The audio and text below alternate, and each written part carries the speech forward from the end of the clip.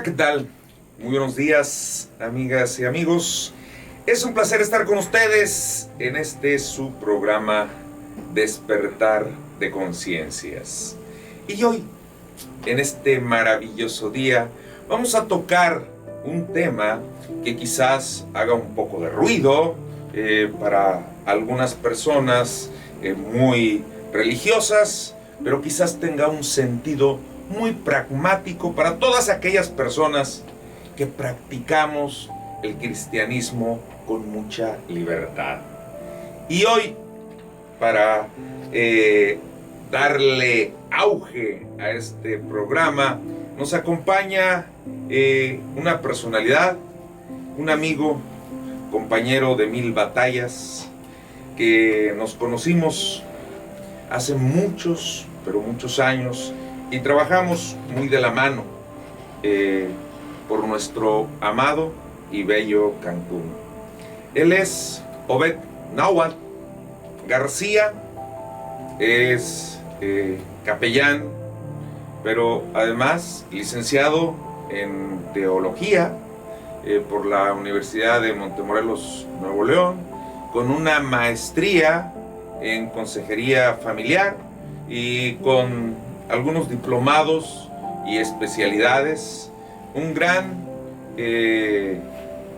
hombre de principios y valores, porque me consta, pero además un gran líder, no religioso, un gran líder, aclaro, espiritual. ¿Cómo está, maestro Beto? Buenas tardes o buenos días, ingeniero. Un placer estar aquí en este despertar de conciencia. Me siento bien, gozoso de estar presente para dialogar sobre el cristianismo como una forma de vida, más que una religión.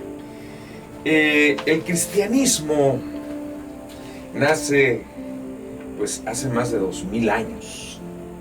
Y después de la muerte de nuestro Señor Jesucristo, pues cuando se empezó a hablar de el cristianismo, de la doctrina del legado que Jesús de Nazaret nos dejó en la tierra, pues inclusive como fue el apóstol Pablo el que más difundió el evangelio en lo que en aquella época se conocía por mundo. Al principio se le llamaban pablistas. Empezaron llamándosele a los que practicaban o a los seguidores de Jesús, se les decían pablistas, ¿no? Ya después se les conocieron como cristianos, ya que eran seguidores de la doctrina, de un legado que nos dejó un gran hombre, que fue Jesús de Nazaret. Sin embargo, Jesús de Nazaret, de acuerdo a lo que piensa un servidor y a lo que piensan muchos teólogos, filósofos, Jesús no vino a establecer ninguna religión. Jesús vino a dejar un legado de amor.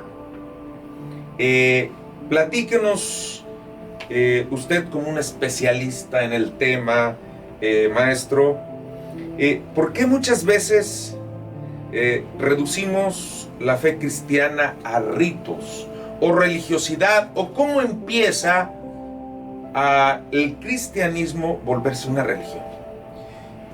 Es muy natural que el ser humano tiene más credibilidad de lo que ve a lo que no se ve. La fe es la sustancia de las cosas que se esperan y no se ven. Los ritos, de una o de otra manera, representan la figura de nuestro Señor Jesucristo. Y se fue implementando para que la gente tuviera un contacto visual de lo que no se ve, de lo objetivo a lo sustantivo. Y se fue incluyendo a la iglesia como el rito de la Santa Cena, con el pan y el vino representativo de nuestro Señor Jesucristo. ¿Cuál es el problema, ingeniero? Que muchas veces nos concentramos en el rito y no lo que representa el rito. Y es allí donde nos hemos perdido. Bueno, el mismo Jesús lo planteaba hacia los fariseos en aquella época. Les dice, pues ustedes han hecho de la ley costumbres de hombres. Entonces, aquí en este caso dice, hay un viejo refrán que dice que las costumbres se vuelven leyes. En este caso, las costumbres o los rituales se volvieron religión. Es correcto. Así fue. Wow. Entonces, y para que la audiencia más o menos tenga una idea, dentro del globo terráqueo, el cristianismo es la fe dominante del planeta. De los casi 8,000 millones de seres humanos que somos en el planeta, más de un 50% profesa el cristianismo, entre católicos, pentecosteses, de diferentes denominaciones, ideas, iglesias, y nada más aquí en México, registrados en la Secretaría de Gobernación, hay más de 2,700 denominaciones de iglesias. Pero no es la religión lo que planteamos aquí como un salvavidas, como una guía del ser humano, sino la espiritualidad, el cristianismo como forma de vida. Maestro Bet, ¿cómo plantearía el cristianismo como una forma de vida y no como una religión? El cristianismo en su esencia se centra en una relación estrecha con nuestro Señor Jesucristo, dándonos la evidencia de que tenemos una conexión con Él. Religión es un conjunto de doctrinas, de normas, de ritos, de costumbres, siendo que la vida auténtica es el resultado de mi comunión con Cristo Jesús. Eso no lo profesamos en un templo, eso es el diario vivir. Cristianismo ha de ser un estilo de vida, una manera de vivir, más que un conjunto de doctrinas, un conjunto de normas, un conjunto de ritos. Ha de ser la manera como yo vivo, y ese es el testimonio más poderoso del Evangelio. Una vez escuché a un evangelista que decía, los cristianos somos la Biblia que leen los inconversos. Porque somos testimonio, porque el cristianismo viene siendo una forma, un estilo de vida. Por eso es muy importante, qué bueno que nos está aclarando, porque las normas, el ir a la iglesia los domingos o los sábados, el hacer los rituales, mucha gente piensa que haciendo esos rituales, ya con eso, yo escuchaba cuando era niño que decía, tú ve a misa y ya yendo a misa ya cumpliste. O sea, muchas veces pensamos que esos ritualismos son los que nos salvan. Y cosa que estamos equivocados. En esta explicación que nos dio, no se trata de rituales, sino de una relación personal con el amor, una relación personal con la misericordia y con todo lo que pregonaba y predicaba Jesús. Más que religión, lo que Dios quiere es relación. Mahatma Gandhi dijo una frase célebre acerca del cristianismo: amo al cristianismo, pero desprecio a los cristianos. ¡Wow! Porque le enseñaron a mi pueblo a tomar vino y a comer carne. Esa es una frase poderosa. Hay una cita bíblica que nos dice, por sus frutos los conoceréis. Wow. La indicación en el Evangelio de nuestro Señor Jesucristo dice, y será predicado el Evangelio del reino por testimonio. No por grandes concentraciones, no por grandes evangelistas, sino más bien el Señor está diciendo, el evangelio del reino se va a cumplir a través de tu estilo de vida. Siendo coherentes, ¿verdad? Una coherencia. En lo que decimos, en lo que profesamos y en lo que hacemos en nuestro diario vivir. ¿Cómo somos como padres? ¿Cómo somos como esposos? ¿Cómo somos como hijos? ¿Cómo somos como amigos, como compañeros de trabajo, como miembros de la sociedad, como ciudadanos de un país? No es que nos vean en la iglesia, no es que nos sepamos la Biblia de memoria, porque yo conozco mucha gente que se sabe la Biblia de memoria, pero su testimonio deja mucho que desear. Bueno, en los evangelios tenemos un relato muy conocido cuando los endemoniados de Gadara se acercaron a Cristo Jesús y lo reconocen. Tú eres el Hijo de Dios. Los demonios creen y tiemblan. Pero no obedecen. Pero no obedecen. La Madre Teresa de Calcuta nos regaló la siguiente frase: no te preocupes por tus hijos. Tus hijos no te escuchan. Tus hijos te ven todo el día. Correcto. Pero el ejemplo arrastra. Padre fumador, hijo fumador. Padre borracho, hijo borracho. Padre golpeador, hijo golpeado. Porque los hijos son un reflejo. Precisamente ahí es donde viene esta maravillosa cita bíblica que dice Jesús: por sus frutos los conoceréis. Porque los hijos son frutos. ¿Quieres conocer a un padre? Ve a sus hijos. Y ahí sabrás si es un buen padre o no. Cuando le preguntaron esto a Jesús, fue porque Jesús estaba diciendo que en los futuros tiempos vendrían lobos con piel de ovejas, vendrían apóstatas que predicarían, ahora sí que demonios disfrazados de ángeles de luz. Y los apóstoles, pues un poco sorprendidos, le dicen: y Señor, ¿y cómo vamos a conocer a estos apóstatas, no? Y él les dijo: pues facilísimo, por sus frutos los conoceréis. Por eso, si queremos conocer una persona, hay que ver quién ha sido esa persona. Yo hoy veo a los políticos que engañan a ingenuos porque votan por el que más bonito está, o votan por la más guapa, o por la que habla muy bien, pero nadie se pone a investigar quién es, qué ha hecho, porque todos prometen, todos dicen: vamos a hacer esto, vamos a hacer lo otro.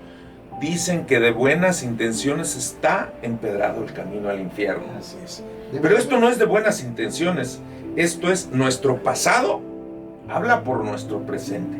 Y con nuestro presente estamos construyendo nuestro futuro. Por eso, en Despertar de Conciencias, pues quizás vamos a incomodar algunas mentes religiosas. Pero se trata de esto. Nuestro programa se trata de despertar. De que reflexionemos sobre cosas, sobre costumbres que ya están fuera de lugar. Sobre costumbres que no cimientan, sobre costumbres que no construyen. ¿Y cómo podemos vivir, Obed, el cristianismo más allá de los templos? ¿Cómo podemos vivir hoy, en estos días donde estamos bombardeados por las redes?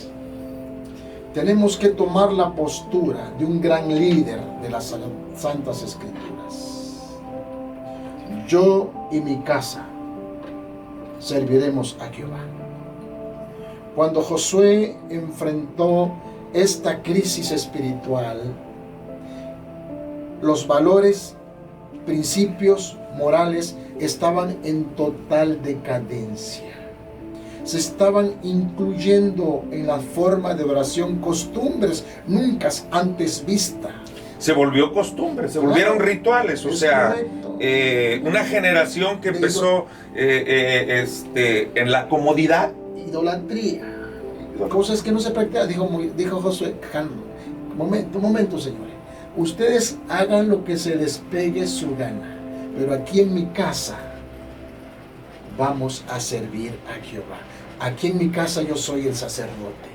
Aquí en mi casa yo soy el pastor. Aquí en mi casa yo conduzco la vida esa frase la espiritual. Esa frase la he hecho mía. Bueno, es que esto... A mí cuando le digo, no, yo practico el cristianismo en casa, porque yo y mi casa serviremos al Señor. Sí. Esa frase de Josué la llevo en mi ADN. ¿Sabe algo, ingeniero? Que hasta el 389 de nuestra era no habían templos, no habían catedrales, habían lugares pequeños donde las familias se congregaban. Eran las células, ¿no? Los grupos pequeños, las células, exactamente, así se congregaban. No había un templo donde se mostrara el músculo del pueblo cristiano. Todos estaban en pequeños lugares. Maestro Obed, ¿qué impacto tiene en la salud mental, en la salud emocional, familiar, el cristianismo como un estilo de vida? En primer lugar, el impacto mental que tiene en la comunidad, como en el círculo más cercano que es la familia, son las relaciones sanas, la convivencia y la armonía de lo que hoy carece la humanidad. El Salmo 121 lo describe: mi socorro viene de Jehová, que hizo los cielos y la tierra.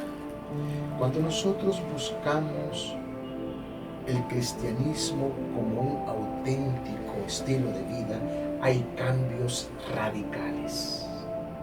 Y esto impacta a la sociedad. Me pregunté un día, ¿qué legado dejó mi padre a los 98 años? ¿Qué legado dejó a la humanidad?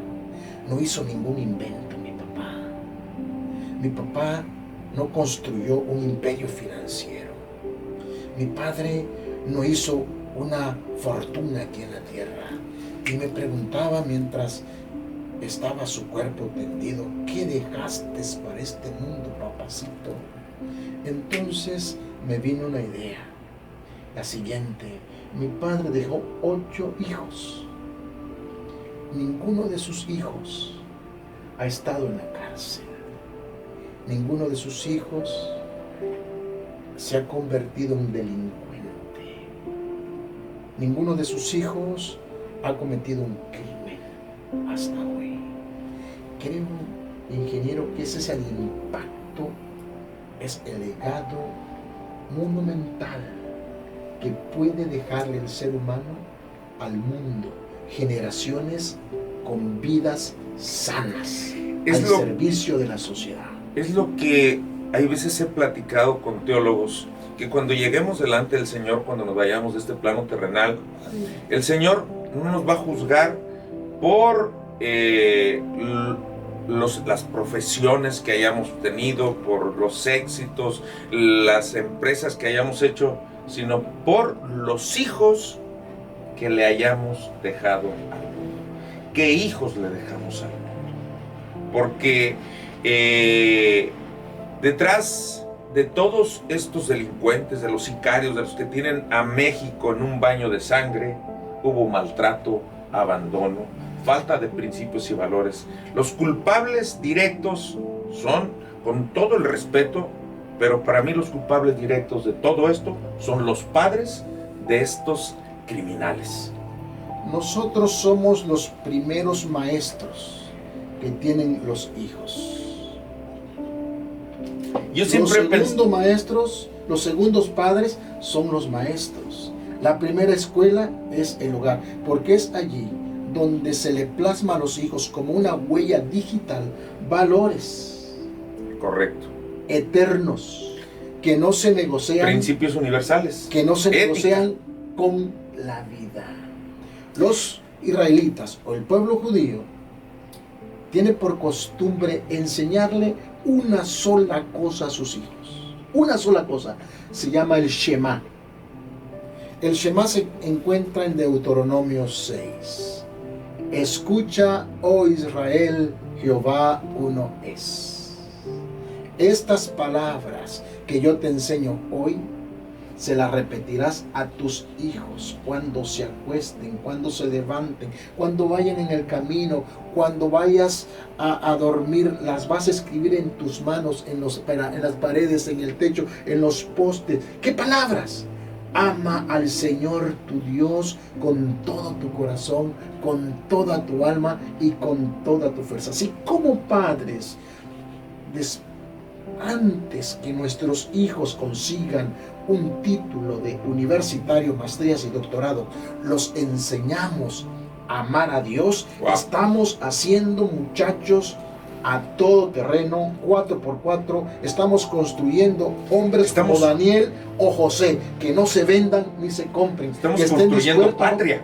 Correcto. Estamos construyendo sociedad. Y no solamente para esta tierra, sino para la mundo. tierra venidera, la patria celestial. Yo siempre he pensado, aunando a sus palabras, complementando sus palabras, que no existen hijos malos, porque luego escucha y ves, es que este hijo me salió malo. Existen padres permisivos y corruptos, ¿no? No existen hijos malos. Así como yo siempre he pensado que no existen maestros malos en la universidad. Digo, alumnos malos. Existen maestros que no saben enseñar. Por eso este mensaje es para los padres. Señores, ustedes son los responsables. Cuando hablo de padres, madre y padre, son los responsables del futuro de nuestro país a través del legado que son nuestros hijos. Porque en el libro de Santiago dice, así también la fe, si no tiene obras, es muerta.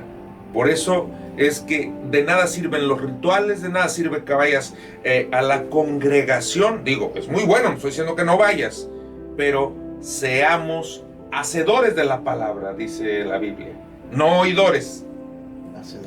Hacedores de la palabra. Por eso, ¿qué significa ser cristiano hoy en un mundo secularizado? Tenemos que tener en cuenta que estamos viviendo bajo una época totalmente distinta a la que vivieron nuestros seres queridos en el pasado. Estamos siendo bombardeados por todo medio de comunicación, todo tipo de redes. ¿Qué significa? Hoy necesitamos tener columna vertebral para decir no, para tener una persona. Qué difícil es aprender a decir no, ¿verdad? Es tremendo. Hoy estamos en un mundo totalmente en decadencia en todos los valores. Hoy tenemos que hacer lo mismo. Solo cuando eres una persona de ética y que tienes principios y valores, sabes decir no. Porque decía mi padre, es mejor un no honesto que un sí comprometido. Y que duela después. Y hoy por hoy la gente es tan vulnerable que prefiere el sí comprometido. Y por eso creo que nuestra sociedad está un poco perdida. Hoy tenemos que tener la capacidad de dos cosas, ingeniero. El cristianismo para que pueda sobrevivir, o el cristiano para que pueda sobrevivir hoy, necesita dos hábitos. Y usted lo conoce muy bien. Una herramienta que se llama rodillas. Abraham Lincoln dijo lo siguiente: para estar de pie delante de los hombres, tengo que estar de rodillas delante de Dios. Qué frase tan maravillosa. Eso ha hecho un calado profundo en grandes próceres de la historia. Eso yo he sido testimonio viviente de eso que está diciendo. Esa es una. Y la otra, tiempo de meditación, de reflexión, de escudriñar las escrituras. Escudriñar quiere decir averiguar, quiere decir sacar, no pasar como si estuviéramos leyendo un libro común. ¿Qué hay? O memorizar las cosas nada más como si fuéramos a pasar un examen. Tenemos que tomar... Yo conozco muchas personas que se aprenden la Biblia de memoria nada más para que vean que se saben la Biblia y que son expertos en la palabra de Dios, ¿no? Pero esa frase que usted dijo, es una frase poderosísima, porque no la dijo cualquier hombre. Lo dijo uno de los hombres que está considerado como el más grande presidente de los Estados Unidos y de todos los líderes mundiales, que es Abraham Lincoln. Y George Washington, ¿qué dijo George Washington? Es imposible gobernar un país sin la instrucción de la Biblia. Eso dijo el padre de la patria de nuestro vecino país. Por eso, que la Biblia, cuando fundamentamos una nación, una sociedad, una familia, con nuestra vida en el amor, en el respeto a Dios, porque Dios lo es todo, las cosas son diferentes. Cuando por desgracia, violando la Constitución y mis garantías individuales y mis derechos humanos, me encarcelaron en el 2010 cuando iba a ser gobernador de este estado, usted me mandó una carta, y en esa carta usted, nunca se me va a olvidar que me puso una frase que decía: ingeniero, las grandes batallas se ganan de rodillas, y se necesita más de una cárcel de máxima seguridad para quitarle la libertad a un hijo de Dios. Usted no sabe las fuerzas que me dieron esas palabras, las fuerzas que me dieron esa frase. O sea, tomé fuerzas, y ahí fue cuando mis rodillas mañana, tarde y noche estuvieron delante del Señor, clamando justicia. Yo no pedía otra cosa más de que justicia, justicia, hazme justicia. Y me aprendí casi de memoria el Salmo: hazme justicia, Señor, y defiéndeme, y defiende mi causa. Líbrame del hombre impío, injusto y engañador.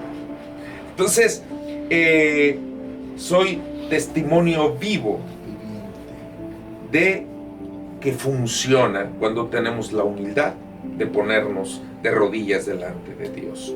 Por eso, también la Biblia dice, cuando Jesús le dice a sus discípulos: en esto conoceréis que son mis discípulos, que tengan amor el uno por los otros. Porque el cristiano que practica el cristianismo, que es hacedor de la palabra, es una persona que ama a sus semejantes. Porque cuando le preguntan a Jesús cuál era el más grande de los mandamientos, dijo: amarás al Señor tu Dios con todo tu corazón, con toda tu alma, con toda tu mente y con todo tu ser, a tu prójimo como a ti mismo.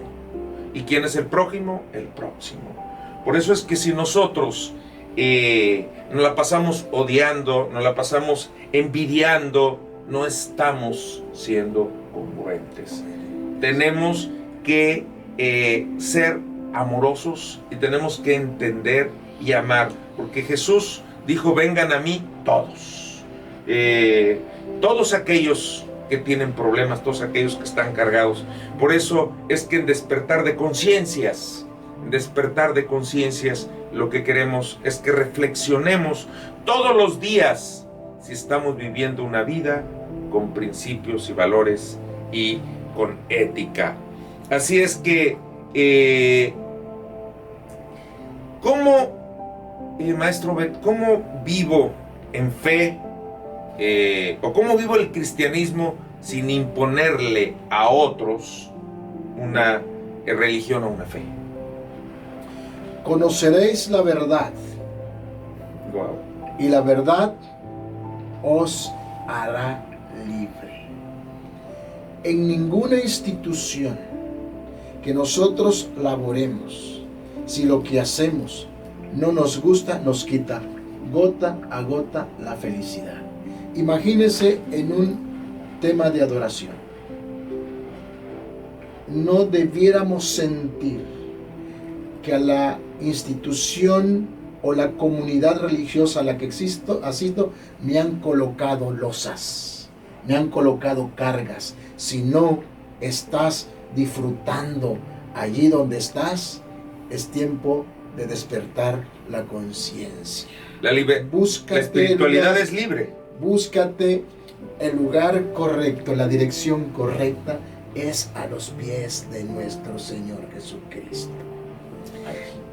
Conoceréis la verdad y la verdad os hará libre. Compra la verdad y no la vendas, dice la palabra del Señor.